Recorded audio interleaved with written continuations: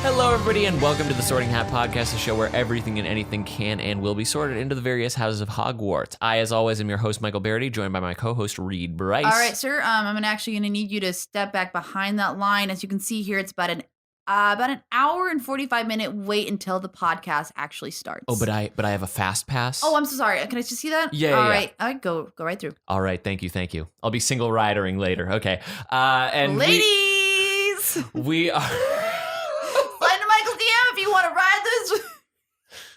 Yeah, I've been single rider for a while. Get on the ride with Michael Barryte. Oh man. Today. Splash this mountain. Oof.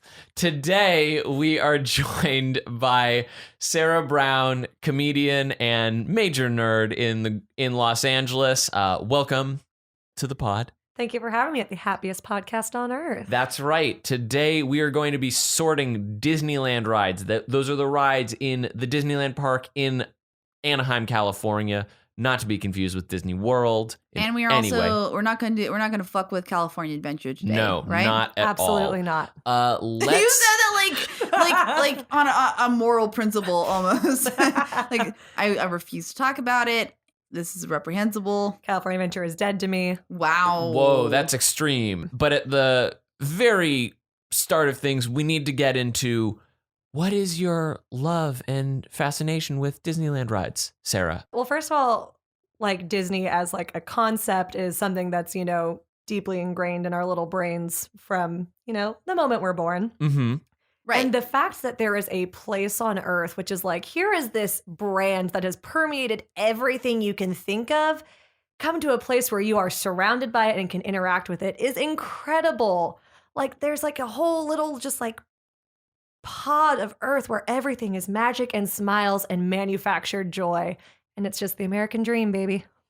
Now, are you in the camp of you have an annual or season pass and you go fairly regularly? I used to. Lately these days, can't quite swing it in the budget, but I was an annual pass holder for a couple years. Living in an economy where a $400 investment is pretty steep. I think Yes. 400 is actually not what it is anymore. I Oh, think. no. God.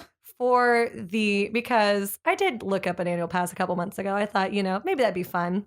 For the second tier, not the bare minimum pass, but one where you can go weekends and you do have some blockout dates. I think it's like a $90 down payment and then another $70 a month, I think. $70 a month. Oh yeah. my God. So like if you're going once a month, it's worth it, but absolutely And not. I think maybe Disney and Disneyland is probably so like, to anybody who doesn't live in California, in Southern California specifically, we came up in the time of the Disney film renaissance, because I was born like 2 years before Little Mermaid came out, which was like the movie that really like got them back on the map as far as being like, we're a company that makes masterpieces. And if you're looking for more on Disney Renaissance films, you can check out our previous podcast with guest Brizzy Voices. And then just the fact that we all live here, so it's pretty much just like part of the culture of living in Southern California and being middle class. I think I only went like a couple of times as a child because my aunt was in the military, so she'd get us cheap passes. But going a couple of times is far more than most in the greater United States. And for that very reason, we all acknowledge that we are wildly spoiled. Oh, exceptionally. And then to further narrow it down to like help people understand why Sara would love it so much, we also went to college in Irvine, California, which is like right next to Anaheim.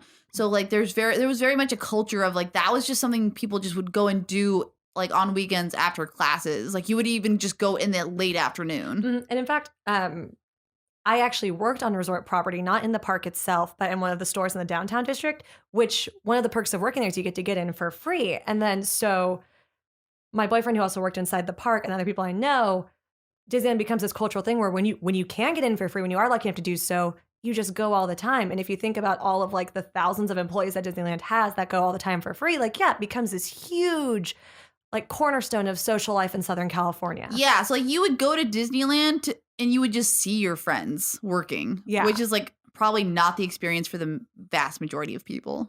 Right. I definitely for a good 8-year period or so, I just always had a friend working at Disneyland, so I never paid and Right. had Yeah, the because they can sign you in. and Yeah. had the steep jump of having like the last time I paid was in high school, and then recently I went and was just going on my own with and like didn't have an in and was like, oh my goodness, these prices are wildly high. And then I'm just thinking like, if you're coming in and you're a parent and you have 2 kids, like even with the kids price, you're forking over so much money. I say it all the time. I have no idea how a family of 4 can go to Disneyland when you factor in like parking, prices, food, any type of hotels, merchandise. because most people who are going to Disneyland, you know, a lot of them are California natives.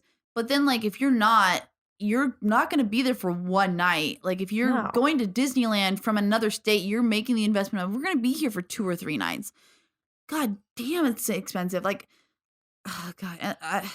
But assuming that you can afford getting into the park, you are graced with some of these delicious rides, and we're going to be sorting them. And before we get off the top of it, do y'all know like how Disney got the idea for Disneyland?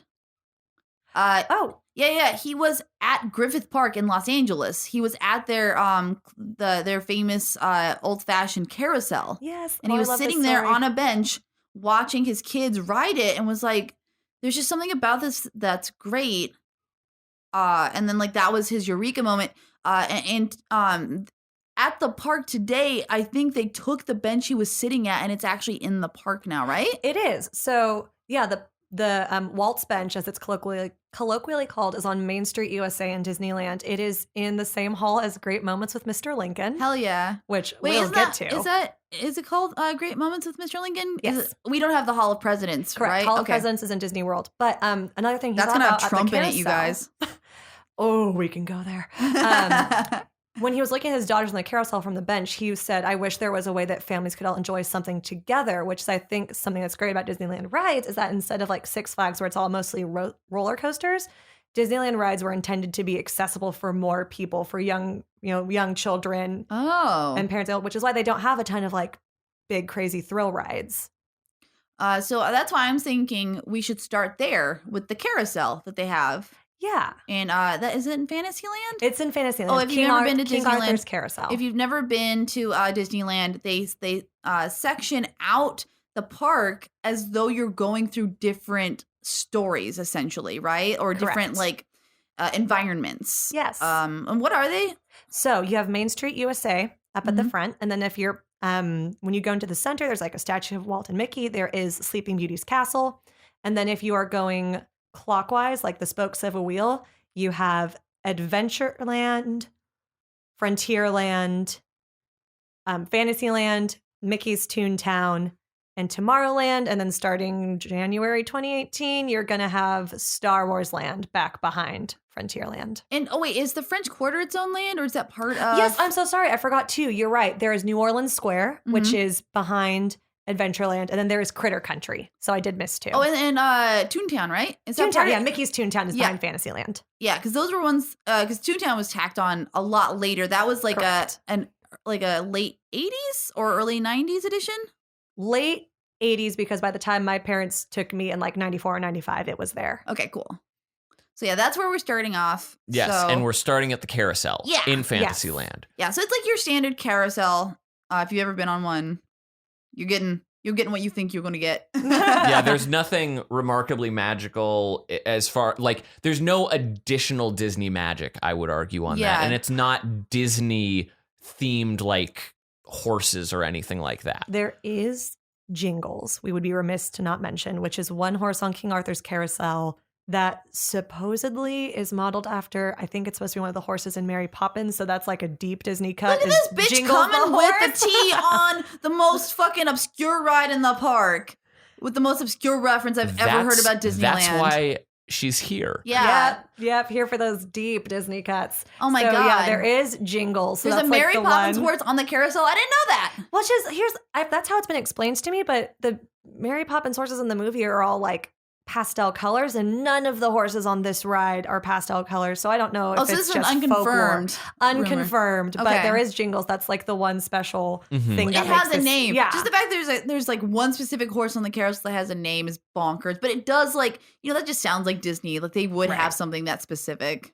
But Right. I think we all feel comfortable in saying that this is a Hufflepuff. Of course. Hands No, down, it's Hufflepuff. honestly, if only because it's my ride that I go to whenever I'm tired and just want to sit for a while. But yeah, it's a classic. It's friendly. It's accessible. Anyone can go on the carousel. Mhm. I don't know, Continuing yeah. around that area, isn't that pretty close to Dumbo? Yes, it is right next to Dumbo. Yes. Let's go to Dumbo. Yes. So Dumbo the Flying Elephant.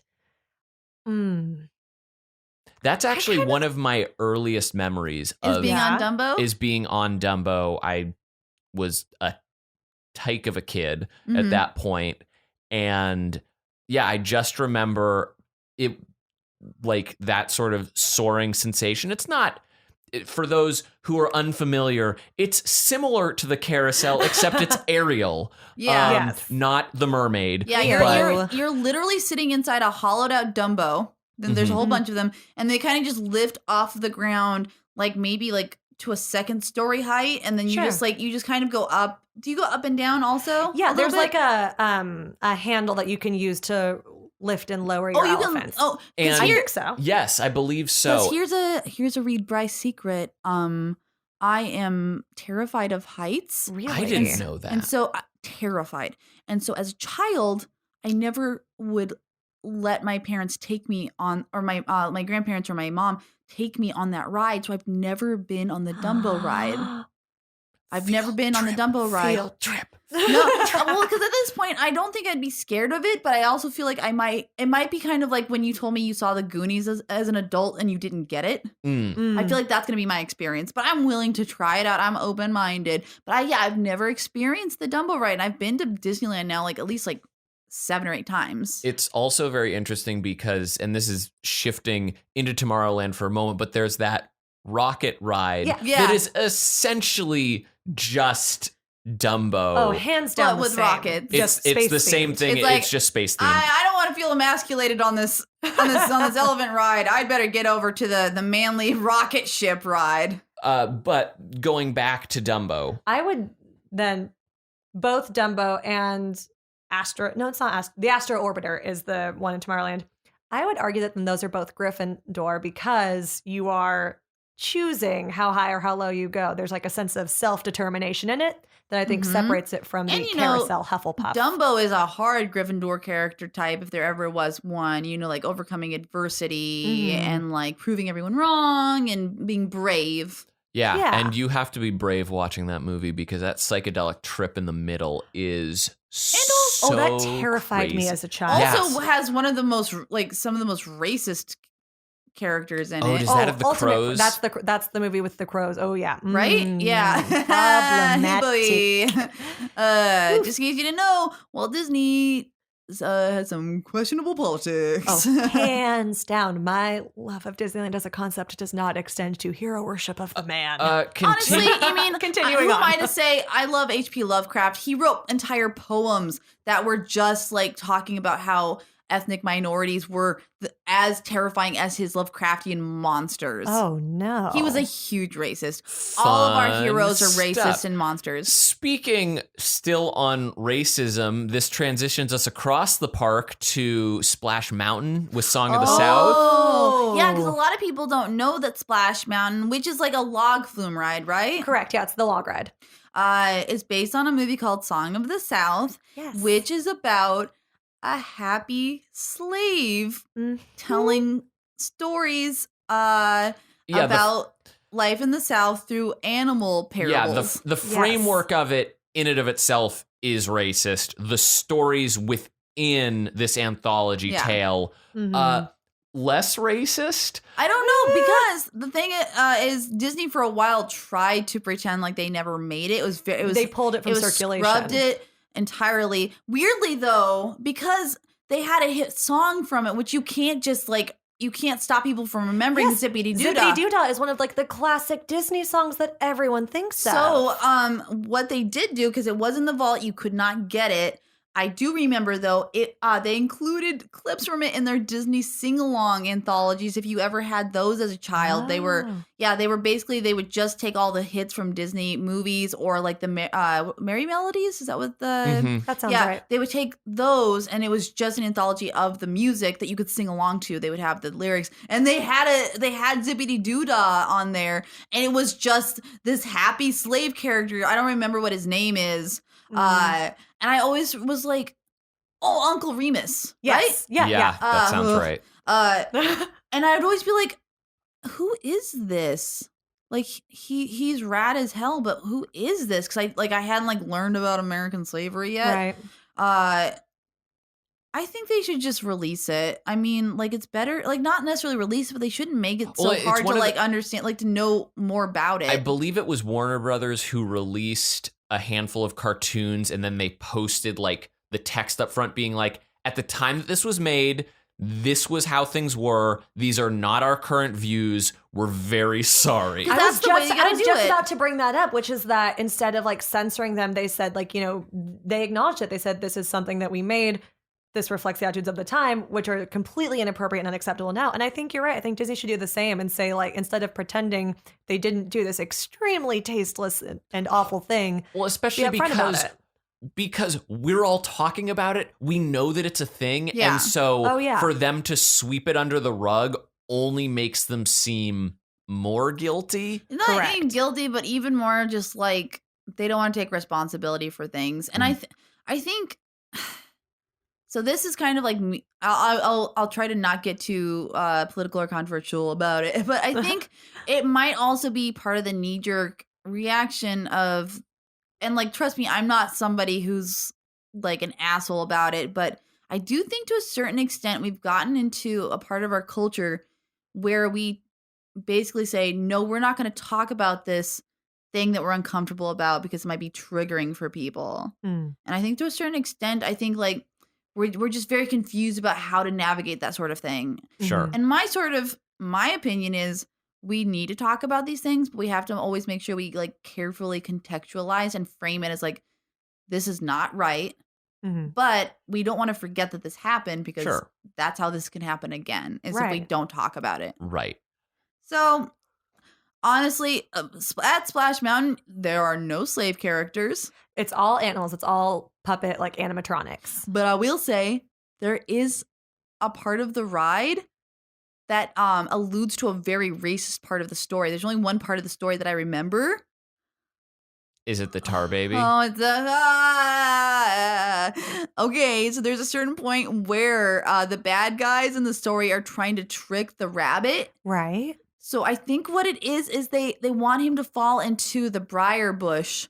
Yes. Or to go in there for for some reason they create a tar baby, which is a slur for a black child. Yeah, there's no So they tried to trick the rabbit into thinking there was a little black baby at risk in peril, and that he had to try to save it. I think that's how the story goes. I could be misunderstanding. It's an awful scenario. And that's loosely the story that is playing out on the ride. Right, because, as someone who's gone on this ride a handful of times, it's like Pirates of the Caribbean where there's a song playing, but you're not really paying attention to it, and there is a narrative in place.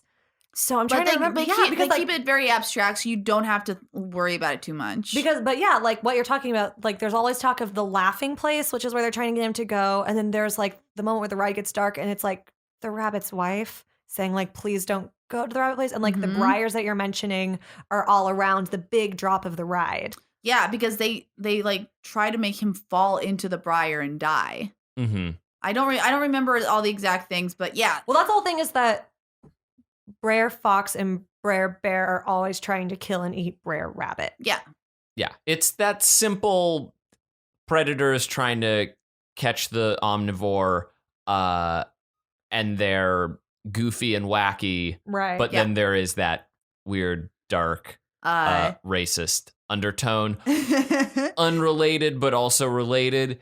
If you guys haven't checked out the Clickhole article, the 5 times that the animatronic fox talked to me about how it was going to marry my dad, it is hands down the best clickhole article. Whoever wrote that, please Yes. reach out to me because I will suck your dick. You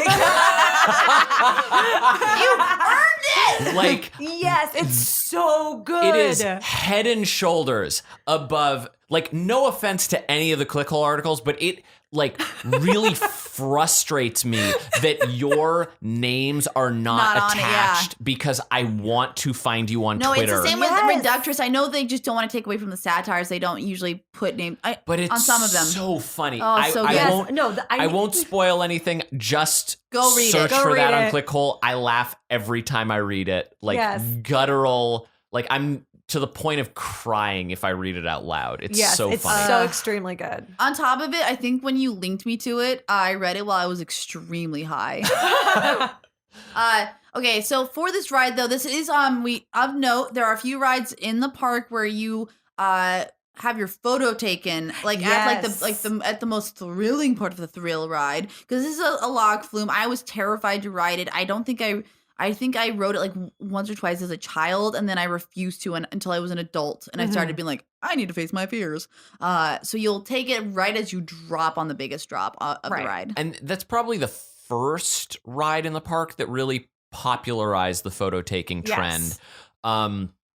Other than the big drop, there's like one or two. There are 5 drops in all of Splash Mountain. Whoa, All I right. didn't even, for some reason, I only remember 2 of them. Well, I mean, a drop counts as anything that's, your boat noticeably moving. Because there's obviously the one big drop. And then up to that, yeah, there's like a few like lead up kind of drops. Isn't there a second one that's like a little bit bigger? And then the other ones are kind of just like bloop, bloop, bloop. Yeah, bloop. there's like, I can think of before the big drop, there's 2 like noticeable ones. One happens outside and one happens inside the ride. Yeah. And then there are, I guess, technically 2 other like smaller ones, but I'm getting anxiety thinking about it. You guys, I'm that scared of like specifically drops. Again, yeah. Field trip. Field trip. Field trip. Anyway. If you guys want to see me puke, go to Disneyland and force me to go on this ride. I would love to. How are we feeling the sorts? For Splash Mountain? I'm going to say that this one is, out of all of the rides at the park, most cut and dry, designed to scare you.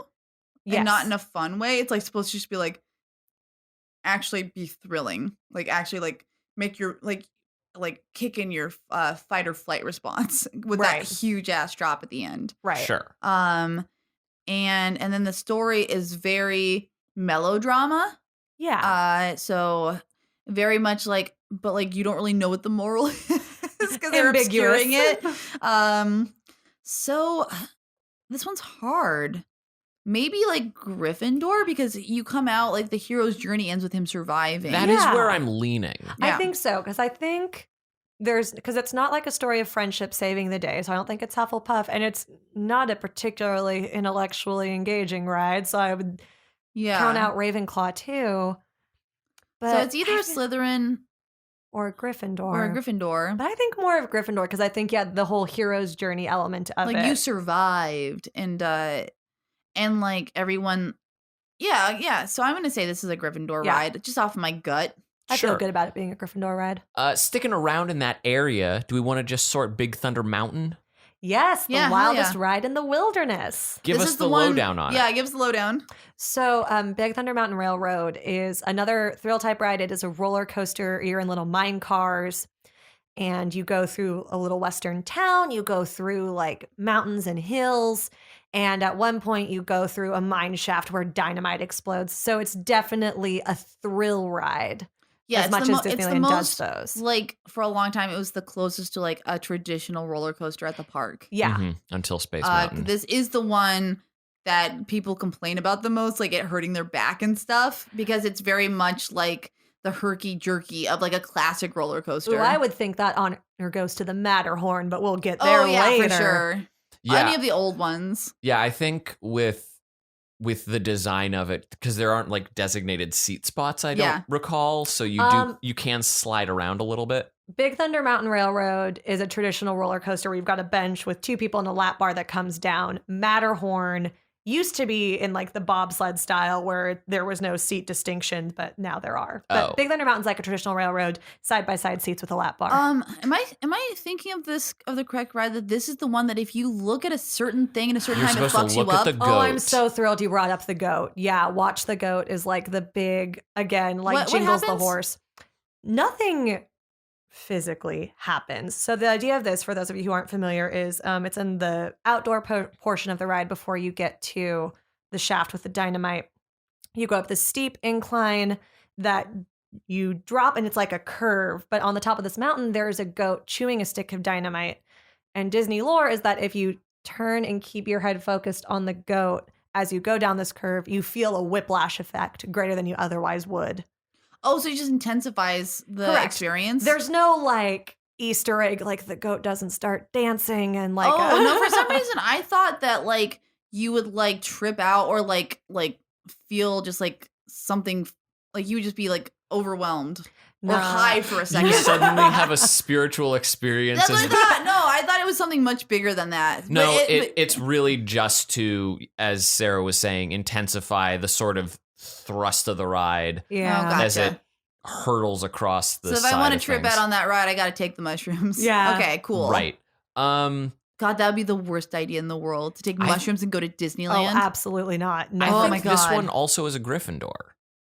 Why do you think that? I think it's like a bursting out of the gate, sort of just high flying fun, rip roaring, like good time. There's not much else to it. It's courageous, it's bold, like the story that you have around it.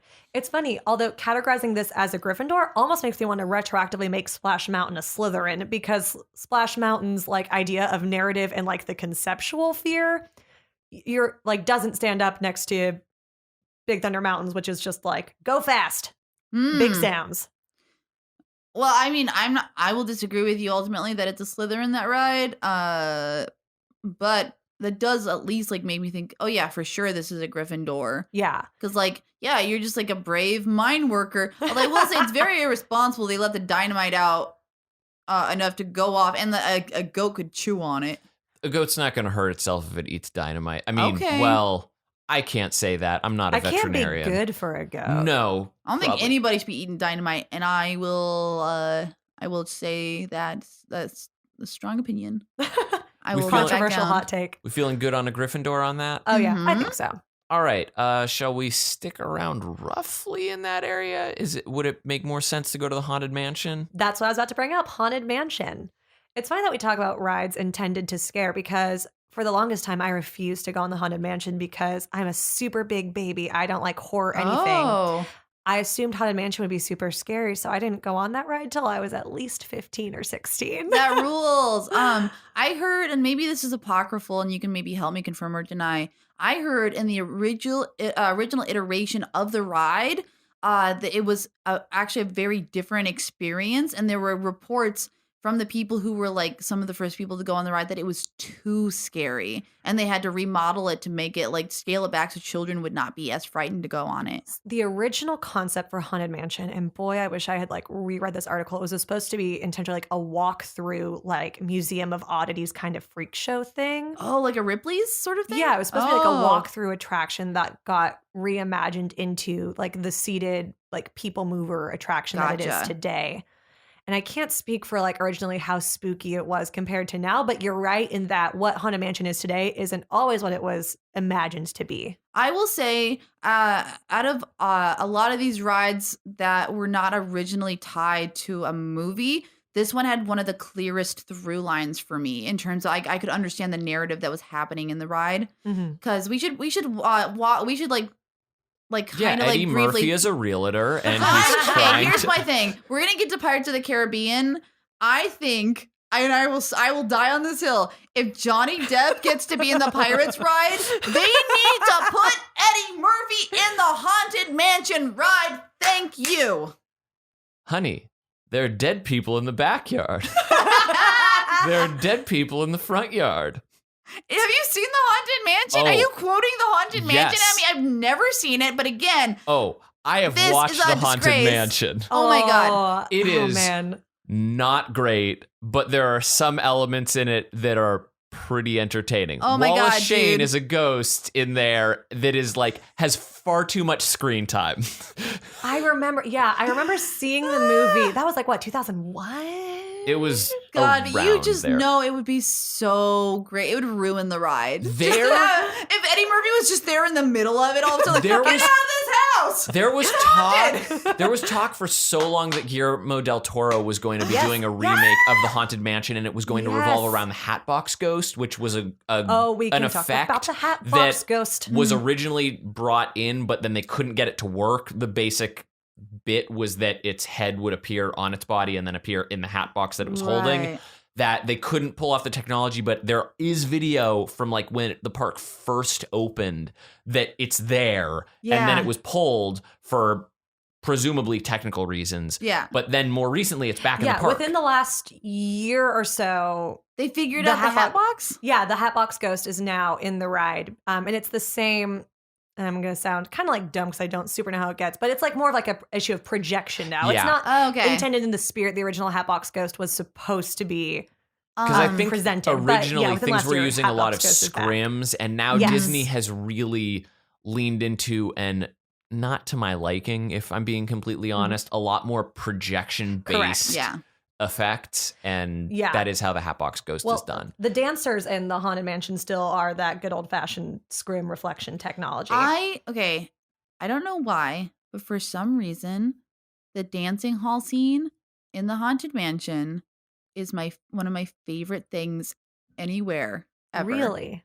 I think for some reason, I don't know why, but it just like I saw it like a small child, and for some reason, it felt very romantic that these people, even in the afterlife, just wanted to keep dancing together. Oh.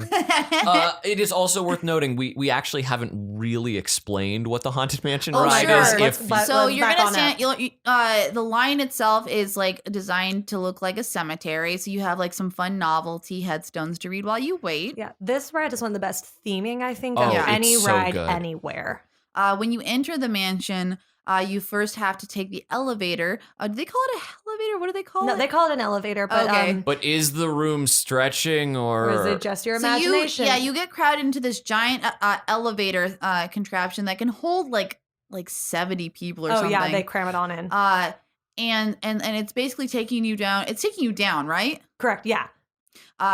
One thing to notice is it has the elevator part actually is maybe the scariest part of the ride for me. Mm-hmm. One, because it has these frightening portraits around you that go I from love the stretching that portraits. go from like genteel, wholesome images to like people in like being tortured and dying in the yeah, most gruesome ways basically possible. as you presumably descend, Yeah. you are realizing that all the portrait frames are dropping and revealing more scary things, like this woman who seemingly is like standing with a parasol is standing on a tightrope above crocodiles. Yeah. And there's a woman who's holding a rose. She's actually sitting on her husband's grave. There's a man sitting on some guy's shoulders. They're also on top of dynamite. And oh no, what's the last one? There's dynamite. There's the alligator.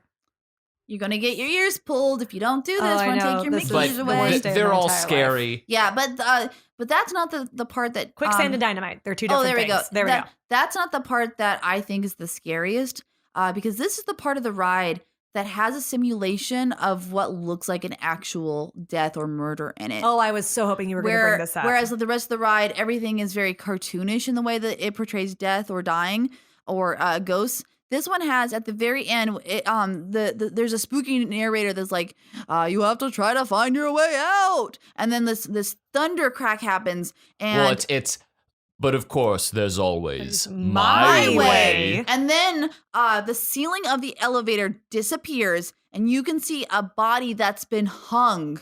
Yes. Like a body, like, and it doesn't have a cartoonish looking thing. It No. just looks like a dude who's dead. Well, who- you're who's so been- far away who hung too. himself Yes. or was killed by hanging. I'm so glad you brought this up because I agree that it's a weirdly, uncharacteristically super dark, super morbid, especially on the back of the joke of my way out. And you Yeah. look up and yeah, it's this very grotesque, real, like, well, not real, but it's a hanging body who is Yeah. not cartoonish in any way. Yeah, it is not Disneyfied. It just looks like a dude who was killed or killed himself a while ago and has been decomposing Now, for like a are century. you then supposed to believe that the voice that you are hearing is the hung body? I think so. I think so. That's my opinion. I think the whole thing is he's haunting this mansion. So that's Yes. why, and taking you through it. So he's telling you the only way you're going to escape this is if you kill yourself. That's what I had to do.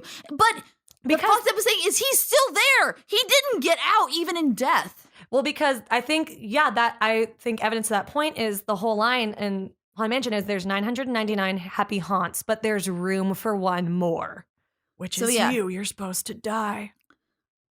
So then you wind up walking through a hallway for a little bit. Yeah, there is a walkthrough portion. Which just allows you to see some portraits which have some cool visual, like they follow you. Oh, and yeah. things It's like- very old school. And tech. honestly, this is a ride that part of the ride, and they trick you. Disney is so good at this. They trick you into being in a line longer and not realizing it. Absolutely. Because they're just hurting you to the actual part of the ride. This is another like 5 to 10 minutes that you're going to be doing this. Yeah. On top of like the hour you probably stood in line. And then But it's so worth it. Yeah. absolutely. They've been like, and this is old school Disney. They really took care of you in a way that I think they don't necessarily do with some of their newer rides. Yeah. So you walk through these corridors with all these like gorgeous visuals, and just like the scenic design is fucking top notch. And then you finally get to what are called the Doom Buggies. Doom buggies. Yeah, can you explain a little bit more of like what that experience is like from that point on? Sure. So Haunted Mansion is an omnimover ride, which is that there's lots of ride vehicles that are constantly in a stream of motion. So to get on the ride, you actually get on like a moving platform, then you load on in. So it's great because it's a ride that can process a lot of people through very quickly. Not like a roller coaster where there's one cart on the track that you have to stop and start and load. The ride is always moving. So you make it through the line, you walk through the portraits and you get on these Doom Buggies, which are like a big half circle black thing. They can fit 2 adults comfortably, 3 people if you really like the people you're with. It always made me feel like I was getting into like an adult version of one of those like Victorian baby strollers. Pram? Yeah, pram. It felt like you were getting into like an adult one of those, which Mm. for some reason feels very gothic in itself. Right. And then you're taken on a tour of the mansion. You get to see some of those haunts, and like Reed was mentioning, there's a ballroom scene. Yes, there's Madame Leota is the head in the crystal ball. Yeah, that's recently been updated. They replaced her head. She used to have another I think it was a scrim, and now I think it's a video projection. Correct. And for all I know, it might have actually been replaced with the actress who was in the Haunted Mansion movie. Oh, that might be. I don't know. As far as the face goes, maybe. Her voice is still the same. Madame Leota. She has the same voice, actually, as Maleficent from that Sleeping Beauty. rules. I'm glad they didn't change that. And Oh, wait. One sec. I might be getting backwards because I feel like another part I've heard is that like it's her daughter that's the new voice. Like they had to re-record it. The original I know was the same person as Maleficent. And that was my favorite. I always hate talking Disney trivia anywhere where other people can hear me because people know their stuff. Mm-hmm. And I'm kind of they're shooting gonna from the come hip. for us. Like we got corrections on our Bible episode the other day. Oh, yikes. Well, in that case, if it is actually the voice of the original Madame Leota who is the new one, then that's the case. This was Just my hit us up on Twitter. This was my We'll hedging second my favorite bets. part of the ride because this Leota lady, she's a fucking diva. My little gay boy heart loved her so much because she was like beat for the gods, just fucking levitating everything around you. Oh, And it I was is a into look. it. Yeah. So then you make your way through, you wind up seeing, you basically pass through and you get like the roughest sense of the story, which Right. is the bride's story. Oh yeah. Yes. Yeah, tell me about the bride, because I actually they really when they updated the ride, I feel like they put more of the bride elements in, right? The bride story doesn't get, I feel like, the attention it deserves as it currently stands. So basically, you go through a room. It looks like it's an attic. And there are these framed pictures sitting on the wall, the same woman with different husbands. And as you approach the painting, the heads of the husband disappears. It's like a whole Black Widow thing. A subtler detail that I love is that also as you progress through the room, the objects surrounding the painting, which are supposed to be the items her husband gave her, get more rich and valuable as you proceed. The idea being that she's marrying her husbands for their wealth. So there's a lot of like wood and kind of like pewter, very simple stuff by the first one. And then it moves to like furs and diamonds. And at the end of it, you have a bride standing in her wedding dress saying like a spiel of some, faintly sinister, till death do us part. Yeah, very. It's so camp. Like, she's another diva that I love. Like, gay boys get on this ride yesterday. Like, and it's another one of those like old school projections where then, a knife appears in her hands that she's holding in front of her. Hell she yeah. does not look as good as Leona does. I've always wished the bride looked a little less wonky than she does.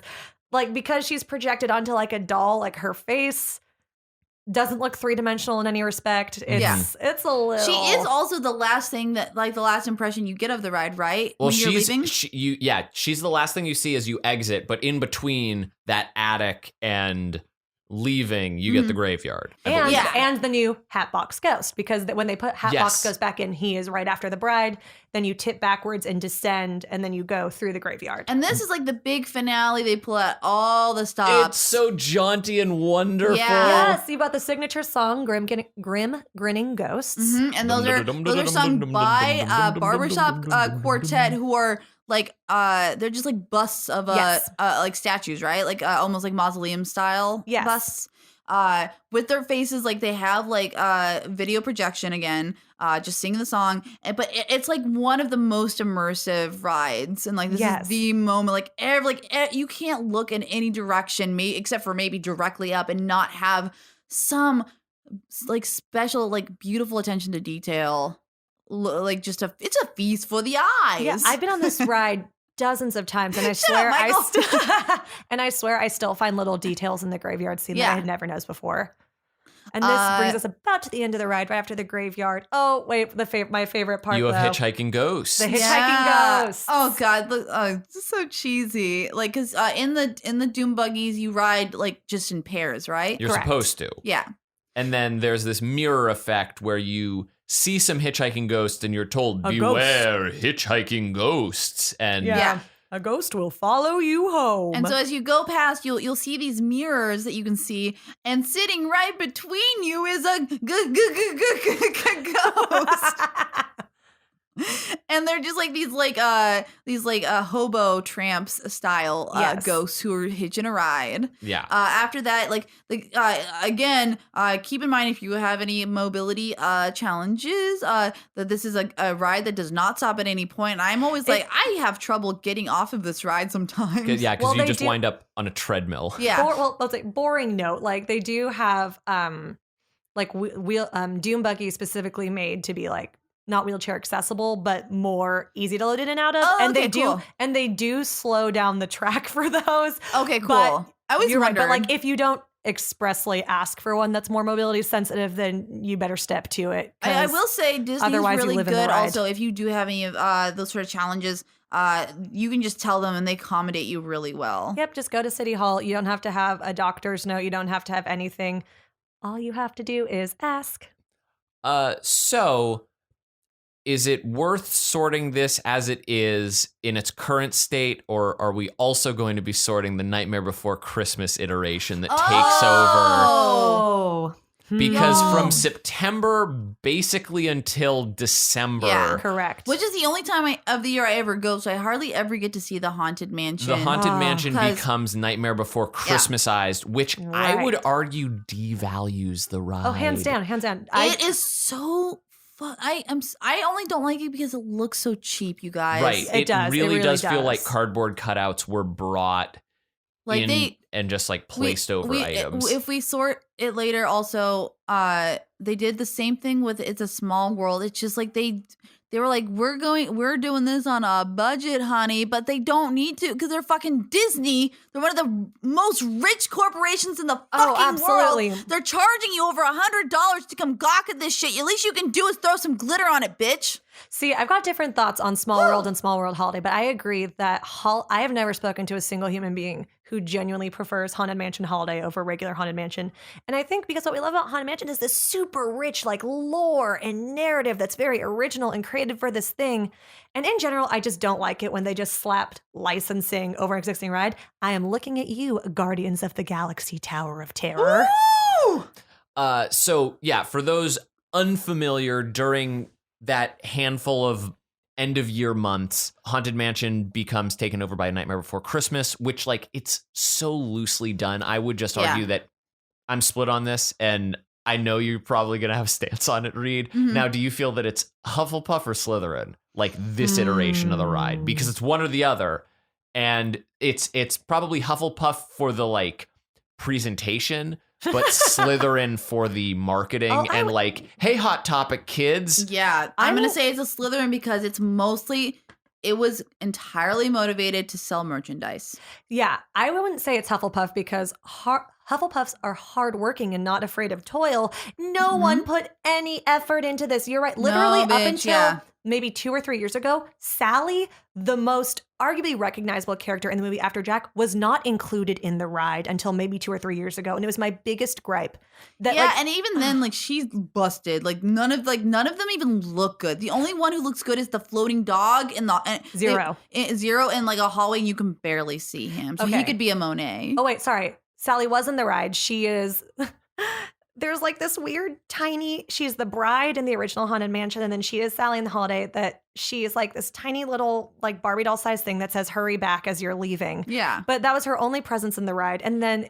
How she is now, she is literally just like laying down somewhere in the graveyard. And I mean, let's get real. Sally's already a problematic hero, heroine to a lot. Like to me, I think like she didn't have a lot to do in that movie except for be in love with Jack.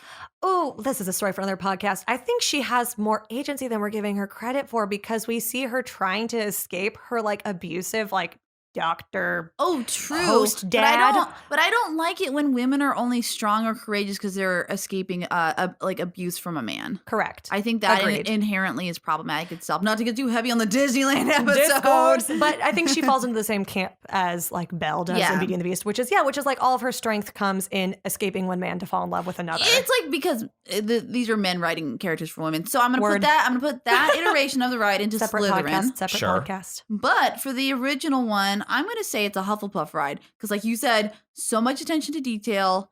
It is a little bit dark, but it's goofy as hell. See, I'm going to go. I think the original ride Haunted Mansion is a Ravenclaw. That was what I was thinking. Ooh, I want to hear what your thoughts were. Because it's so detail oriented, because it's so rooted in the lore. There's so much that's been like exhaustively like thought about and presented. And if we go back to the very beginning, how the terrifying simplicity of having an honest to God hanging body up top. Oh, and this is all about the cerebral experience, not about I the think goofs. And they also they really had to stretch the bounds of what they were able to do technologically. Right, that was the reason that I was thinking Ravenclaw. There was some real innovation with like you were living your fantasy in that fucking ride, especially like in the 50s when it first came out. I don't know when the ride came out, but it wasn't one of the original rides. Yeah, it took was a long close. time. It was probably like once they established this park's going to work, and they're like, let's rehaul this and make this an experience. Well, the house, the mansion itself was there when the park opened, I believe. Oh, I didn't know that. But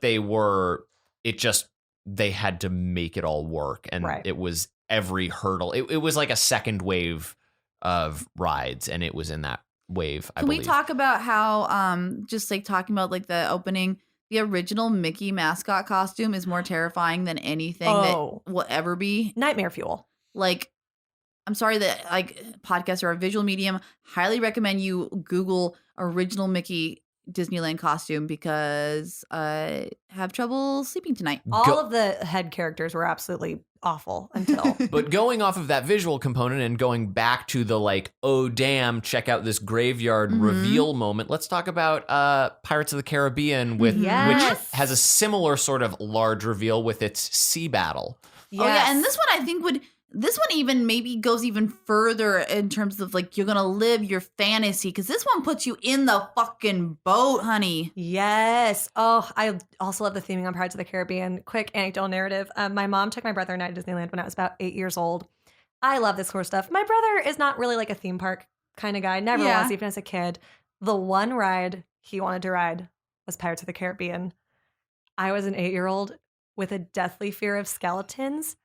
I sobbed and screamed the entire 15-minute ride. Oh no, little Sarah! With my head buried in my mom's like shirt the entire time. Sobbed and screamed. And this is again a 15-minute ride. Yeah, no, it's one of the longer ones. It is. You get your money's worth for that wait time. And this is another water-based ride. You're in a boat. You wander through the bayou. You start in the bayou. Yeah. And then you time travel. You go back in an old pirate's memories is the narrative we're supposed to Oh, I find. never knew getcha. that. Yeah, there's so you start in the bayou, you're loaded up into boats. It's another it's kind of a hybrid of like a people mover ride and a traditional log ride because it is in the water. And there are tons of boats with about 6 rows in each. Each row can sit about 5 and 4 people. Mm-hmm. So it's another one that they really whip you through that line and you get going. So you start in the bayou. You can see the Blue Bayou restaurant. Yeah, there's a restaurant located within this ride. It's one of the only ones that you have to have reservations for. Correct. Like if you can't decide that day, we're going to go eat at the Blue Bayou. Unless you're like a celebrity and they will make it work for But you. that's just like how every part of your life works. Which Welcome means to that being you a and I, regular Reed, person. can walk up any day. Oh And yeah, we Flash we this flash them podcast. our sorting hat credentials and we're in there. Mhm. Oh, I will tell you, this is a tangent. Guess where you bitches been? If you are a Disneyland fan, there's one place. Are you about to? say it. Sara Brown, Reed Brice. I have eaten at Club 33. Oh, I'm boiling with jealousy. This is a thing. Way It's too fancy. This is one of Club 33 is a part of the park that Walt Disney designed because he knew that there are celebrities, important people, dignitaries coming to the park, and they have to have a place where they're not going to be mobbed. You want a place to entertain them, like privately. So he made this like a really fancy thing, and it's kind of grown to be one of the most exclusive locations on Earth to get into. There's a very long waiting list to become a member of Club 33. Mhm. Membership fees are astronomical. We're Like thousands of dollars. Thousands of dollars. So you have to wait a very long time to pay all this money, which, by the way, does not include the price of an annual pass or the meal you're being paid for. Again, I don't want to hear from Club But that 33 actually members is if a I'm wrong. recent change because when Really? I went, the way I was able to go is the guy I was dating, his godmother had a corporate account because corporations can just have an account for their employees. Nice. So we got in, and when I went, this is how it went. It was actually less expensive than anything else. Really? You paid the price of a 1-day Magic Kingdom, just like Disneyland, There not you the go. whole thing. Just that price, and you got the meal, honey. You also got the park hopper ticket. Really? So your food was included and your park. I think I paid about $70. That's buck wild. Yeah. Not to mention Club 30, you also, if you reserve in advance, you can get priority seating for parades and fireworks. That's also true. And the other thing is before California Adventure and Downtown Disney were built, there was no alcohol anywhere except for Club 33. And today within Disneyland is still the only place that serves alcohol. Absolutely correct. Yeah. California Adventure, you can get wasted. Not I will Disneyland. say it's very fancy. The bathrooms have like I remember like there's some wicker shit going on that I was like, this is so weird. But the craziest part are there are animatronic stuffed birds that talk, but they also are two-way so they can hear. And What you just described is a literal nightmare. that makes me think Walt Disney did not build that just to like help his buddies out. I think Walt Disney wanted to spy on people. I think Walt Disney has like a weird pee-pee fetish. Pee-pee, not in the bathroom. I thought you meant in the bathroom. Oh, no. because we were I talking was about just the listing wicker shit, and things that I was just like, what do mortified. I remember? It's been a while. In one of the dining rooms, there are these animatronic birds that are just mounted. I'm Which choosing to makes believe it they're in like the the rainforest Oh cafe. my god! If This Walt is- Disney if Walt Disney was like a piss pig, I would die. I would live and I would die. I'm choosing to live in that world still. I'm Oh my going to God, ignore your yeah. prediction. But Also, I do think earmarking that- this conversation to come back for the tiki room later. I think Walt Disney like probably had more like political and like cultural pull than like probably let on, because that bitch was eavesdropping on people. Oh, I would too if I was Walt Disney. absolutely. But back to Pirates of the Caribbean. Oh, yes. So we go through the pirates' memories of, all that good old-fashioned pirate stuff. Oh, by the way, I bought Club 33 ears and I lost them in a fire.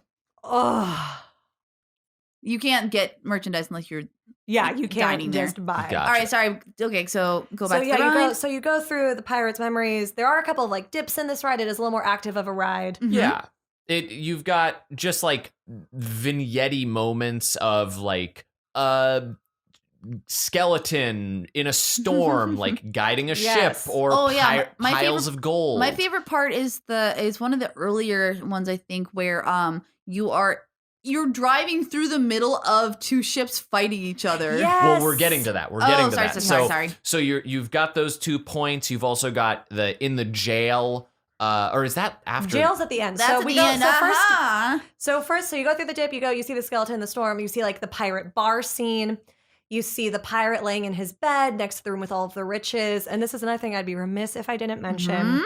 This is always has been told to me, but I've never looked it up. The only set of hand to God actual human remains in Yep. Pirates of the Caribbean. There is an actual dead body remain in the ride. There is a skull and crossbones on the headboard behind the skeleton in his bed using his magnifying glass to look at riches, and that is human remains that were donated for the purposes of the ride. I have even heard, and this could be apocryphal, that in the original ride, it actually had a lot more actual human bones strewn about. And then they were knowing like, Walt Disney, not surprised. yeah, and then they were like, oh, wait, this is fucked up. But the bed is one that would be hard to like reconstruct, I guess. I don't know. Maybe they just decided. But yeah, there's an actual skull on that fucking ride. Oh my God. I heard that it was the bones of all of Walt Disney's enemies. Oh. That's not true. So, and then what comes next? Then after that room is when you open up to the big ship battle, Yeah. which is, and Yeah. again, just one of those incredible moments where you don't even really feel like you're inside anymore because they're so clever with the lighting. It feels like you're opening up into the open seas. It is Yeah. worth noting a little before then, now there are elements of the movie trilogy Yes. that has leaked into it. So Davy It's fucking Jones ruined appears to it. you in Mist. Yeah. And I believe at the point that you get to the ship battle, suddenly animatronic Johnny Depp starts Yes. showing up. And I'm I gonna- believe Barbossa is there as well. I'm going to make a confession, and I need everyone to like not come for me. I don't like the movies. Any of them.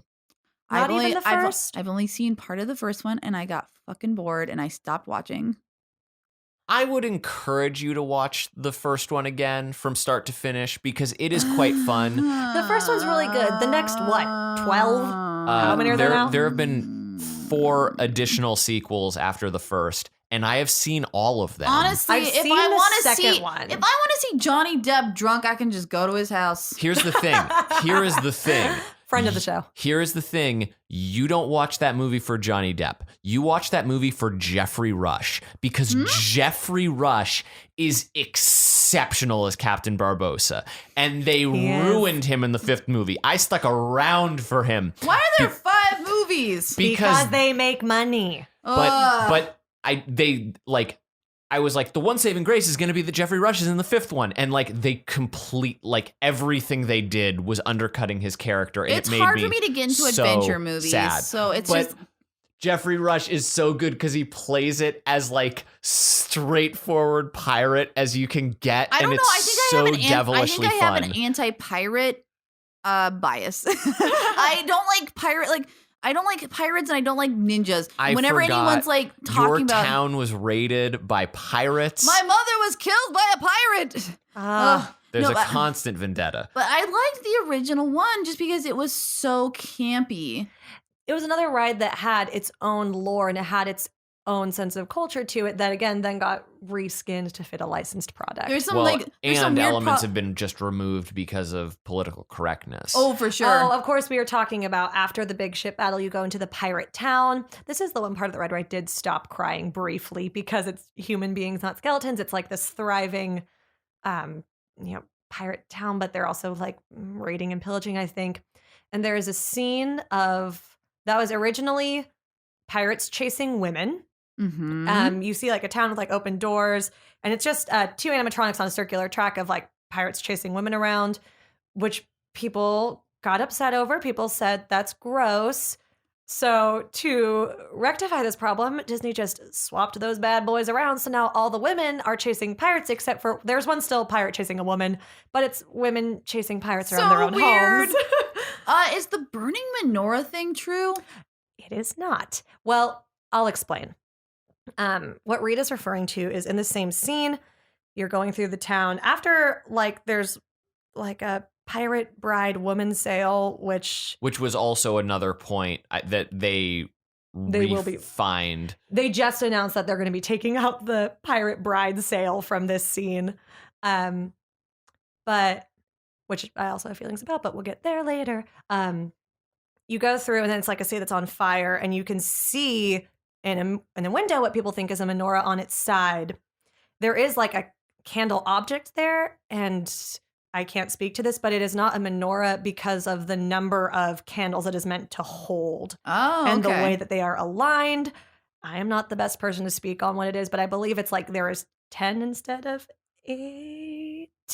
You looked at me very like, am I crossing a threshold in which, well, it could be a Hanukkah or a menorah. Sarah, if you don't know everything about menorahs and Hanukkah, you're a fucking anti-Semite, But- okay? No, me but and Walt both. but in either of those cases, 10 isn't a number that is associated with either. So Gotcha. also I don't care.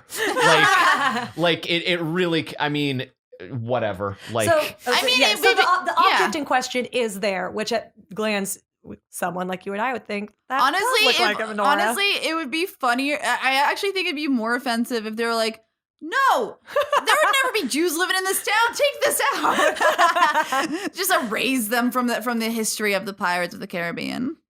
Okay, so we go through, and I mean, I feel without going through so granular, we feel pretty comfortable with how this is going to be sorted. I guess let's find out. What do y'all think?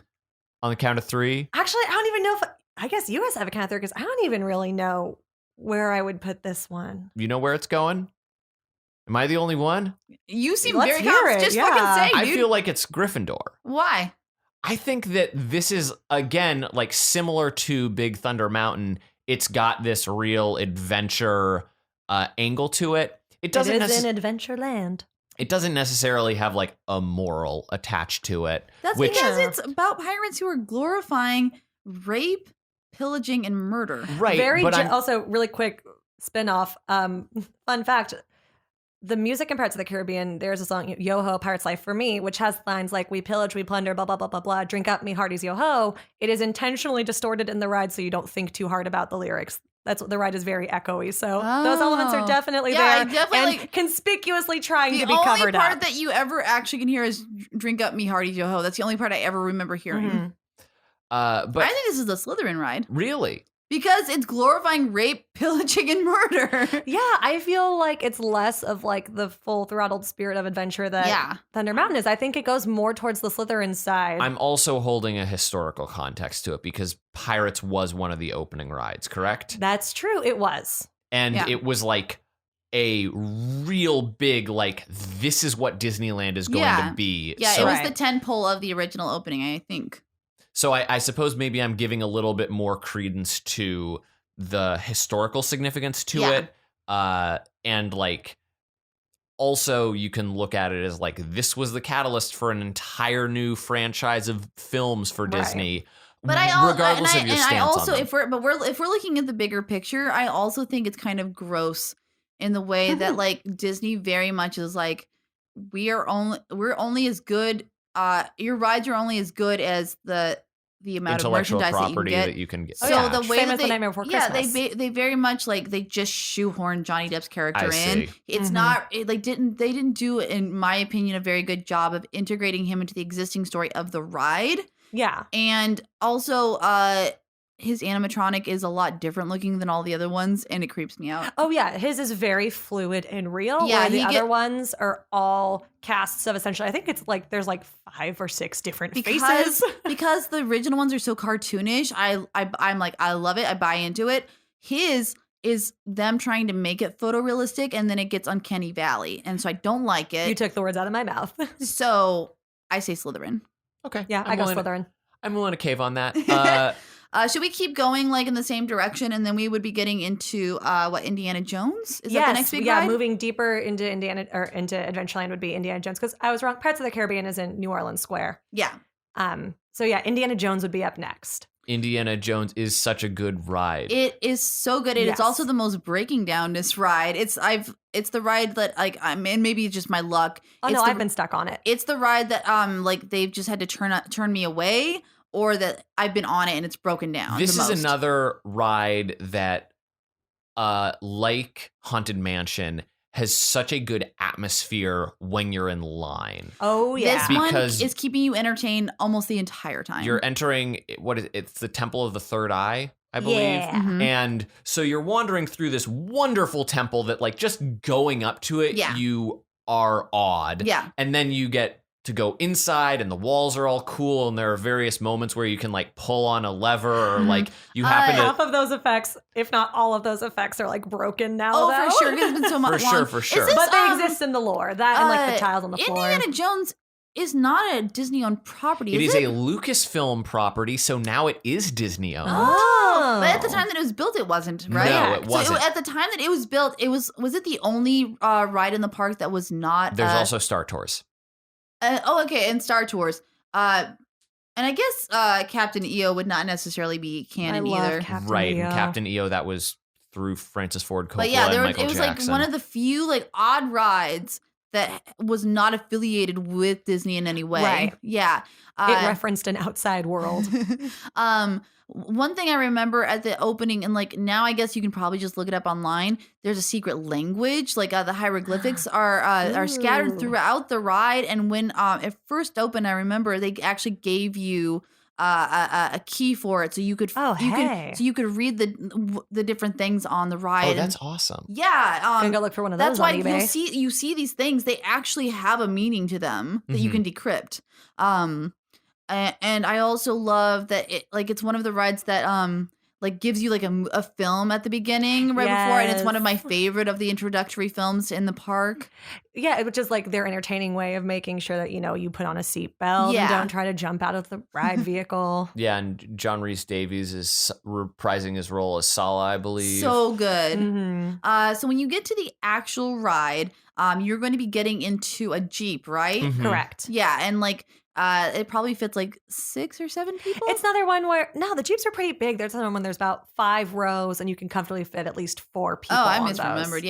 Yeah. It's another one where, like roller coaster, it's individual carts on a track. There's more than just there's. I'm not even going to pretend to guess how many, but they each hold so many people, and they do move them along pretty quickly. It's another one that it just tunnels people through. So you basically go into this temple in your Jeep. You're basically playing like an Indiana sort of role, although he is actually in the ride. Yes. And you get up to this gate, and the whole thing that you've been told this entire time is the thing about the eyes, right? And Yes. not to look in the eye. Do not look in the eyes of the idol. But some dumbass in your car is gonna do it. Yeah, so you get the way it works. You get you're told you see 3 doors, and one is for riches, one's for eternal beauty, one's for looking into the future, and the ride randomly tells you which one you're going through, and it looks like your car turns to go through that door, and then some dumbass in your car allegedly looks into the eyes of the idol and prompts the events of the ride to begin. Are there different tracks, or is you do the same ride every time? Okay, It's a not to spoil the magic, but it's one of those where it looks like your car is turning, but the doors are moving to be in front of your car. There's only one track for the whole ride. For some reason, I thought maybe, and I think it's because I just haven't gone to Disneyland enough times to remember. I was like, oh, maybe there's different tracks that you'll be going through, so you get to see different rides. A Matterhorn situation. I was under the impression that at least when it first opened, that there actually were different tracks, and I recall, like, it's one of these things like Berenstain Bears sort of things where, like, because I, in my more recent memories, am always going through the middle door. Yeah, but before that, I recall I was like, I went through the left door, I went through the right door, and I feel remember like that I too, did things out of sequence. But that might just us having a shared delusion. Yeah. Because like this is another ride. The attention to detail is so real that those two doors look like they'll open. Right. That said, there are a few elements to this. While most of the ride is very detail oriented, there are a few components that seem pretty lazy. Oh, really? Big snake. Big snake. I'm not even mad at the big snake Really? that like lurches forward. It's a little clunky when basically you like whip around into this giant temple, which has like an awesome John Williams score reveal of like, and like the speakers are built into the car, so you are immersed, honey. And fire bursts up, and you look at this this bridge that's all rickety, and you then like lurch forward. That's the other thing about this ride is it is purposefully like herky jerky. You're going over dirt roads and like moments where your car like fakes that it's breaking down and things like that. Yeah, right. Really, really fun. But so you do this like whip around across the bridge, you wrap around, you hear like a brief moment of like snakes. Why did it have to be snakes? As this giant stone cobra like lurches down at you. And then you like whip around into a dark area. Yeah. And then it's either bugs. Or it's bugs. There's also spears that like whip past your face. Right. Yeah. And the spears part is where I'm like, that's a little phoned in. Where it's just the air pumping at it's you? not even the air pumps, but it's the fact that there are like those glow in the dark sort of like idly looking things on the wall. Like I know what you mean, like the kind of black light looking. Which I think just feels so out of place. They should just take those out, and then the effect will be greater. And I also feel, and this could again be me misremembering, I feel like the air puffs for the spears used to be more intense, and I wonder if anybody actually complained that it was too harsh. I also remember getting stabbed with several of those spears, and I don't remember like you didn't die. No, I just remember Should've it gotten being your like money slightly back. harder air pressure. Yeah. But I also could have just been like a little sensitive baby kid. You know? I have the same remembrance, and I'm wondering if it's the same thing because I remember being much more like, "Wow, what a cool effect this is!" instead of like, I'm being gently breathed on. I'm sure there was one person who got like the perfect positioning where an air blast got like right in the ear, and they're like, I'm deaf now, and or claimed some sort of damage to their eardrum. And there then is Disney one scaled part of back. this ride though that gets me every fucking time. Is it the boulder? It is one of the most effective thrill ride Yes. events. You think you're gonna die, bitch, even if you've been on the ride before. It is so good, and it's not even like a very intense effect either. No, it's very simple. Like physically, like it's like drop, but it's not intense at all. But oh my god, it scares the shit out of me every time. It's you're stopped. You see Indiana Jones hanging from a rope, and he just talks at you. He's like, "You got to get out of here. Something. You got to Did get they out get of Harrison here." Ford for that? Maybe or yeah. a sound alike. Because the animatronic look-alike girl, they tried. It's like a bad. It's like have you guys seen that Beyonce statue at Madame Tussauds that they came out with a while ago, and it doesn't look anything like her. Someone who has never seen Beyonce. It looks like someone blind was. Someone described Beyonce to them, and then they were like tasked to make a statue. That's what the Indiana Jones looks like. It's like somebody like the idea of Harrison Ford was evoked. So yeah, he's hanging. He's telling you need to leave, and then this boulder, the iconic Raiders of the Lost Ark boulder, starts rolling towards you, and it's to scale. It is the scariest thing in the fucking world. And then you lurch backwards, and then you zoom down under it, and then somehow Indy has managed to like crash the boulder, and it's just like leaning on it, and is like, "Well, you managed to get out alive. I'm Harrison Ford." Yeah, he says something pithy. Yeah, and then that's the ride, and it's great, and you've got the like ba ba ba ba as you've done that, so you feel triumphant and wonderful. Is Harrison Ford the only live action person who is involved in two different franchises that are rides at Disneyland? Because he's not in Star Tours, but he's part of Star Wars history. Mm-hmm. And then he's in this ride. You could almost stretch and say that Johnny Depp tangentially, because there was for a while the Alice in Wonderland, the Mad Tea Party at California Adventure. And do they still have a character of him at the park? Or they don't have a face character of either Jack Sparrow or the Mad Hatter, but there's like a band that was in California Adventure that had those characters, or like an inspiration. They of used those to characters. have Captain Jack Sparrow though, but I Really? heard, and this could also just be a rumor, that they took out Captain Jack Sparrow because women were sexually assaulting the face Rumors characters. have been. I've also heard that about Tarzan, so I don't know if that's a myth or a recurring problem. I loved the character of Tarzan. Like, we don't really need to get into the treehouse too much because Well, it's not a ride. Yeah, Right. It used to be the Swiss Family Robinson, but little children don't know what that is. Mhm. Tarzan, I love, is the reverse of the trope where there's like this sexy woman who has been isolated from civilization. So like Splash or The Fifth Element are like the two examples I can think of, but there are a lot more where a woman has like a very sexualized body but has like a child's mind almost. Life size. Yeah, exactly. This is like Tarzan's one of the few reversals of this where it's like this like hot guy, and I don't think it clicked for me until I realized George of the Jungle like just was like completely objectifying Brendan Fraser at like the height of his Brendan Fraser sexiness. So I can totally like buy like that women were just probably like feeling up on that Tarzan. They're like, Like, my in front- husband groped a princess and I need something to feel alive. in front of their children. Oof. So where do we put Indiana Jones? Are we going to say Gryffindor? Yeah. And I'm Yeah. worried that like we might be like, oh, all thrill rides are Gryffindors, but I think Indiana Jones is a Gryffindor, and I will tell you why. Because you are given one instruction at the beginning of that ride: don't look at the eyes of the idol, and you do every single time. And Harry to me, Potter that and is his pals would get into that scrape immediately. hands down. To me, that is straight up Gryffindor nonsense. You would not see a Slytherin anywhere on that ride.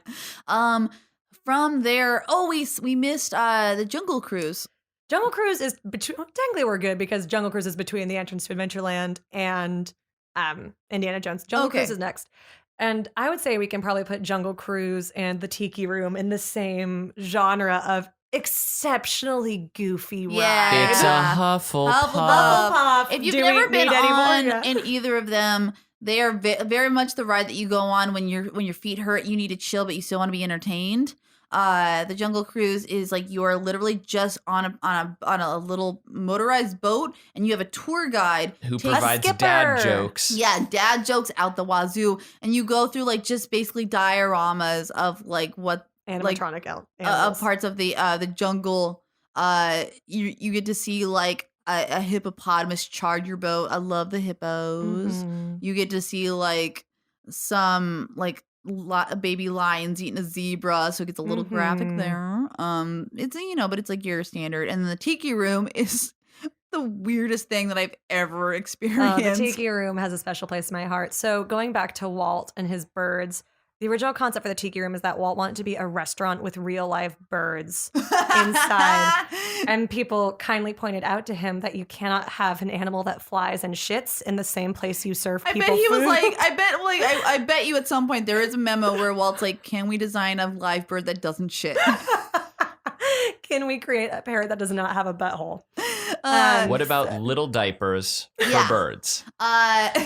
And so what it is now is it's basically a show. It's not really a ride. It's So- a show. It's an experience. Yeah. But basically, you just have fudging the animatronic birds description. that sing to you in very racist accents. Oh yeah, the whole thing. Also, again, this is like maybe a little too discourse for this fun podcast, but there's a lot. There's it's sponsored by Dole, the pineapple juice company, Right. and there's like a video beforehand of like how America went to Hawaii and they greeted us with their pineapples, and they were so happy to give That's us some all of the. revisionist history, It is honey. a very rosy look at. Because imperialism. we violently colonized Hawaii. And it's like, and now they let us make all this fun Dole product with their stuff. Thanks, Oh my Hawaii. So God. that's a little yikes. I will But- say, though, The Dole pineapple whip is exceptional. Oh my God. my problematic face. Oh, any day of the week. I love Dole Whip. I was like, Reed's taking it there. I Oh, knew where it was iconic, headed. Iconic. Can't go wrong with the Dole Whip. It's not quite ice cream, and it's not quite like a slushy, No. but it's just fucking fantastic. It's the most refreshing thing because you're probably going on a bright sunny day. You're gonna need to cool off, honey. Go get yourself a Dole Whip. It's made with actual pineapple juice, not pineapple flavoring, so it's not gross. I'm not even a pineapple person, but Yeah, the flavor me either. is so just like genuinely a fruit. That and the corn dogs at Disneyland are two things that are legitimately, because I'm into food, and like it's hard to find good theme park food. Even in Disneyland, it's a little bit like iffy on most things. Mhm. But the Dole Whip and the corn dog, the two most unassuming things in the fucking park, are delicious. Like I would go get the corn dog from Disneyland, like just to go get a corn dog if it didn't cost hundreds of dollars to get in. We could do a whole different episode sorting foods. I say we take it to Tomorrowland and close it Yeah, out. And sounds good. really just doing like the most notable ones there, which is probably Star Tours and Space Mountain. Yeah, we'll stick to those two. Yeah, absolutely. Let's do Star Tours first. Sure. They recently just redid the entire ride. They redid Right. it. So are we gonna sort based on both versions, or I'd say let's just go with the current iteration, which Okay. does incorporate the prequel trilogy and a little bit of Force Awakens, because we do stand the chance now of going to Jakku, which is the new desert scavenger yeah, because in planet. this one, in the original one, you would only go to, you had one destination. It was like one narrative, but in this one, it's actually randomized. Yeah, there are branching paths. It's a simulator ride. Yeah, this is one of the not like actual rides. You're like getting into like just you go into a room and then the room shakes around. Yeah, and like the seats move, the seats are on it. So like there's Yeah. like you're moved around, but you remain in the same physical location. Yeah. Yeah, and in this circumstance, like Reed was saying, it's a random experience. I believe you can go to Jakku, Naboo, Hoth, Yeah. Endor. All the hits. You're going to see all your favorite characters, but you might not see the same ones every time. Right, because the ride's broken up into different components where there's like 3 like narrative bits, and then like in between there's like a single character that'll come out and talk to you. Before we get too much deeper, I should probably admit that even though I'm a giant nerd, I've never actually seen all of the Star Wars movies. You need to leave right now. Do you know whose house you're in right now, bitch? Like, I'm so sorry. It was Michael's just built his entire. Why are you still seated? Oh my I'm so God. sorry. Kara. It was never my thing, We and spoke I've never. for like over an hour. I know. I'm and so sorry. now you Please, have please. to I know so much about go. Disneyland. Please let me stay. Please let me stay. Honestly, I'll say prequels suck. I don't like them. There's not much good in them. Michael, no. I mean, you probably share the same opinion for reasons that some listeners might know. I'm okay with episode 1, and there are components of episode 3 that I'm cool with, but like on the whole, there's no part of me that is like readily looking to rewatch the prequel films. The original trilogy I enjoyed. There are problems with it, I'll admit to that. Yeah. And episode 7 is completely contingent on whether 8 and 9 are good, because 7 did a lot of rehash stuff. That said, there's a weird time travel component in this Star Tours, because you wind up going to, like, you go to Coruscant, but then you also go to Jakku, and Jakku, or by the end of episode 7, Coruscant doesn't exist anymore. Oh, I didn't even know that. Because Yeah. I've never paid attention to any of the prequels. Well, Starkiller Base in episode 7 destroyed Oh, the New right. Republic. Oh, shit. Yeah. That's wild. So, like, I have to assume that Coruscant was the planet that one of the star clusters that they completely obliterated. At which point, Dude, you just cracked open this entire ride for me in a new way. Oh my God. I know the original one, like the little robot guy who's piloting the ship is played by Paul Rubens. Did they get him back for the new one? no, now it's C-3PO is piloting and R2-D2, because they gotta just deliver that fan service. That's that's another. fine. But there It's used to be not fine. There Why used to be won't you another introduce? character played by Paul Rubens who was fucking fabulous. And that's all I'll say on it. He was great. I loved the original Star Tours. I'd argue that it was more delightful, but But maybe that's just us like having that Goonies effect where like for Sure. little kids who this park is definitely for. right. Right. And I will say, as somebody who is a childless adult who goes to Disneyland, it's weird to be a childless adult at Disneyland. Oh, absolutely. It's also a ride that is a 3D ride. Mhm. Yes. That's as far as I know, it's the only. No, that's not true. There are other rides in the park that have 3D elements to it. If you go to California Adventure, there's Midway Mania. Captain EO used to have Mhm. 3D glasses. Right. There used to be Honey, I Shrunk the Audience. Honey, We Shrunk the Audience, where you would get sneezed on by a dog. I missed it terribly. And then there's also There was Muppets 3D. It's tough to be a bug, which Mhm. is, again, a story for another day. Right. Yeah, so for this ride, I love very much, like, it's a little bit more low key than some of the other rides, but you do feel very much immersed in the Star Wars universe. Even like as you're just walking through everything, you feel like you're in a space station.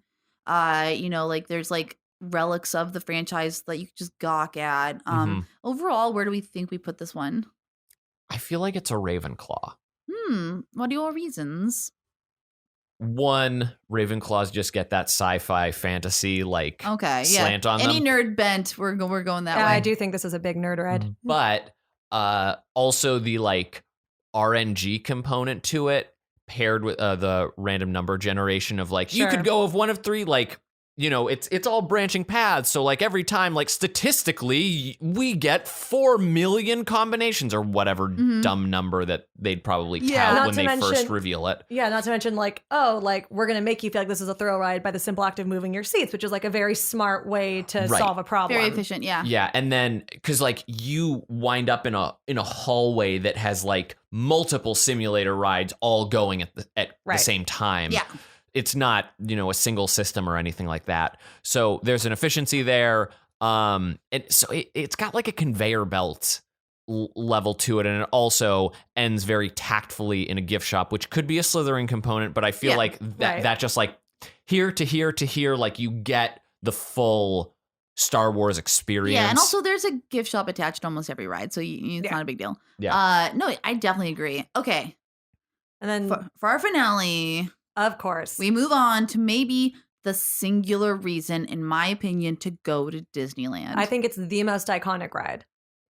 Space Mountain. Space Mountain. Space Mountain. It's it's an amazing ride. It's definitely worth riding multiple times. Oh, yeah. It's one of the only rides that I'll say, like, because like every time we've talked about a ride that has been remodeled, I've thought that the ride's gotten a little bit shittier. This is the only one where I'm like, oh no, they took a ride that was already great and made it amazing. Yeah, they made the turns bank a little bit harder. It just, you feel like you're whipping through space. And it's such a, backing up, Space Mountain. Right. We're just so You- excited. You go into a space station similar to Star Tours, Mhm. and you're getting sort of informational stuff. The loading area is incredible in the fact that there is like, it's a large hangar, Yeah. which has like a space thing Yeah. in the center Right. as you like walk around on a second level and then go down some ramps into the loading area. And you get into this, I think it's a 2-seater. Yeah. It's a roller coaster cart. You've got, like, I think 3 in front, 3 in back, 2 seats per. So each ride holds like, Yeah, so basically 12. the entire environment and this is the pastiche of Tomorrowland that I'm gonna miss is this is like the future as seen by the 50s and 60s. Right. This is a future of yesterday. And it's so camp and so nostalgic, and like I'm just so sad that this Everything is is being blue and taken away. orange. It's being dismantled.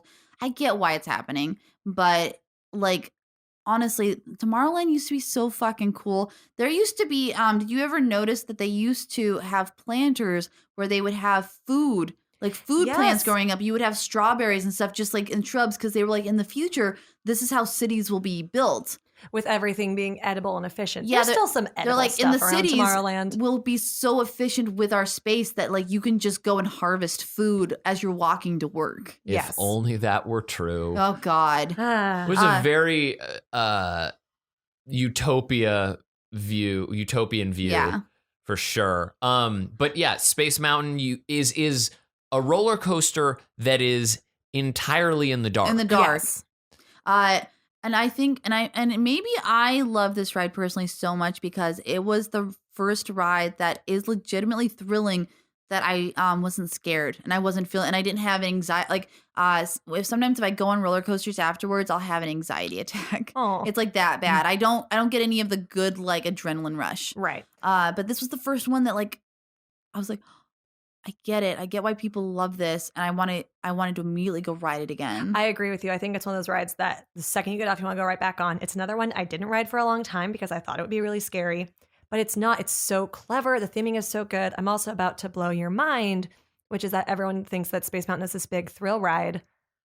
The biggest drop in Space Mountain is no bigger than the big drops in Pirates of the Caribbean. Wow, that's amazing. It's all the same, but it's in the dark.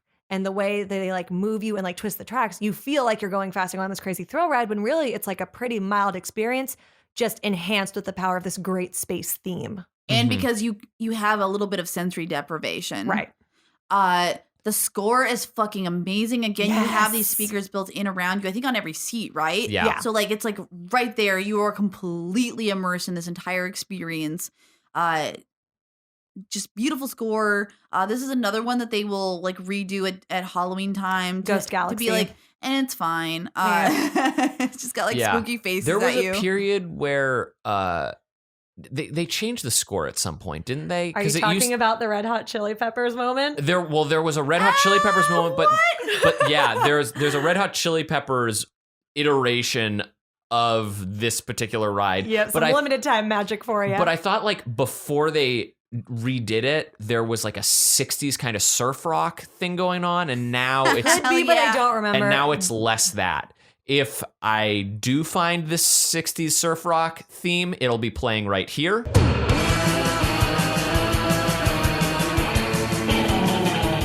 And if it wasn't found, There's just going to be awkward silence there. I love this ride so much. And at the end of the ride, isn't there kind of a part where like there's like all these colors because you're like breaking the Right. space time right continuum? at the end. Right at the end, you go through. You do like kind of like a corkscrew down, lots of turns and turns. Yeah. You turn the other direction, and then you shoot through that hallway. All the lights are flashing. That's when they get your picture. Yeah. But doesn't it have like colors and stuff? Am I misremembering? That's as you're going up to Okay, go in. that's what you're I'm in, thinking of, you're in the yes. chamber, and there's blue like parallel lights that are just like Yeah. strobing You know what past that you. reminds me of? And in my head, I want them to be part of the same universe. Is that part of 2001 where he's like going through, like he's like going, like he's like breaking through the next dimension. I want this. I want this to secretly be a 2001 A Space Odyssey ride, and Yes. and they just never told anyone about it. God, I'm just like I feel so pumped just like thinking about this ride. It's so fucking fun. It's so good. I think this one is another one that I feel pretty confident that it's easy to sort. yeah. Yeah, everyone Wait. think the same thing. Gryffindor. Ravenclaw. What? Whoa! Oh wait, I guess you're right because it is the most like straightforward. It's just like Let's go to a space. nerd's fantasy of going to space. And moreover, with the same kind of thing we talk about Star Tours, this is a ride that is genius in the way it's executed. It's so clever to take a roller coaster that in and of itself is not thrilling, not something that all of us haven't ridden a dozen times before, but the fact that you put it in the dark with these super minimalist, like the white lights is just like It's just Christmas enough. lights strung up on some like pipe work. Yeah. I think the simple genius of how it's executed is what makes this ride a Ravenclaw. Have you ever ridden it with the lights on? By the way, Yes. the most terrifying thing in the world. I hate it. When I've the lights never are done on- it. Well, I haven't ridden it with the lights on. It broke down while we were on it, which they turned the lights off, and they have cast members come and literally like drag your roller coaster vehicle to get it going again. It looks like a Costco when the lights are on. Yeah. Like, Oh, it's I very don't just doubt it. simple But and I don't like industrial. those because you don't know is like everything's more compact that you're gonna Well, think. that's- absolutely. So like I'm a small man, but I still felt like it was like, oh, we're gonna get hit with these. I definitely can see like there's just enough light in there that you can recognize when there's like beams and stuff Yes. that's like passing in front. So you're like, I'm zipping past Yeah. things. Yeah, Yes. yeah, Oh, yeah. I never put my hands up on this ride. Oh, I do, but like I do kind of like just in front of me and not up. I just Superman that shit. Oh God, what a good ride! What a great park! Yeah. Get a Let's good go. park. And Yeah, let's go right now. with all of that, thank you so much for coming on, Sara Brown. Yeah, Sarah, And if people wanted to hit you up on the internet to talk more Disney stuff, or would they do that? Please tell me everything I got wrong about Disneyland in this episode. My Twitter handle is @SarahIsNotFamous. And Sarah is SARA. There's no H. very good. You can find more of Reed Brice at That Dang Dingus on Twitter. Come talk to me about Mr. Toad's Wild Ride. You know, the ride where you actually go to hell after you die. And you can also find Michael at Belated Media. Yes. And we more than likely will be doing a follow-up covering more rides in the future. Yeah, we realized like, oh shit, we've barely covered they're just so big. There's so much, but we'd also love for you to be leaving us a review on Apple Podcasts or Google Play. We also do a bunch of polls on our Twitter account. Yes. Is it I Sorting love Hat the Pod? polls. Sorting Hat _pod. Thank you, and just come interact with us. And guys, you know, it's a small world after all. Go fuck yourself, Reed. Go fuck yourself. Oh.